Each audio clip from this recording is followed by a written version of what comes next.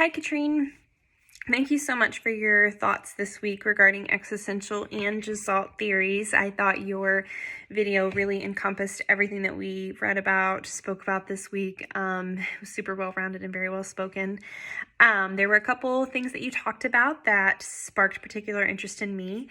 I appreciated when you said in the beginning that although both Gesalt and existential theories value the client-counselor relationship, Gesalt is a much more confrontational style of approach. I feel like I can just appreciate how much care and trust must go into that relationship and into the building of that relationship and the trust to where a counselor feels confident in the abilities to use such a confrontational approach. I myself would find it very hard to use an approach such as that, which I think makes me respect their approach even more and really value that client-counselor relationship. That kind of approach can be utilized and really helpful for a very particular type of client. And so I just feel like this would really help clients accept responsibility for the self. That was noted by Corey, which is the goal of the Gesalt theory. And so like I said, I can just really value and appreciate how much care and trust must go into building that kind of relationship. I thought of it almost as like a tough love type of approach, which I definitely think is needed and beneficial for some clients.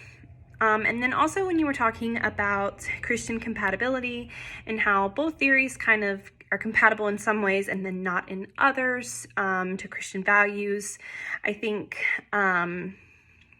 you had noted that by Ton that although they do adhere in some ways, they differ in navigating what life specifically should center around.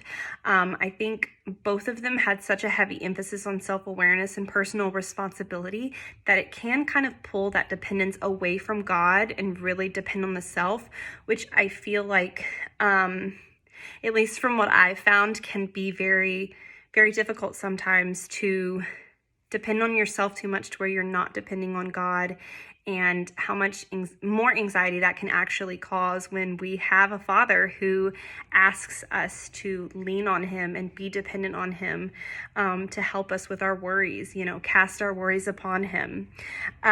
So I can appreciate, though, that it really does help people find responsibility and just be more self-aware regarding death and trying to help find meaning in death, because it is one of those really difficult fundamental things that we all have to figure out within ourselves and acquire meaning to, which can be difficult. But so those were the two things that you talked about that I really kind of really fascinated me the most, in my reading this week, and as well as hearing you talk about. So thank you so much for your thoughts and your post this week.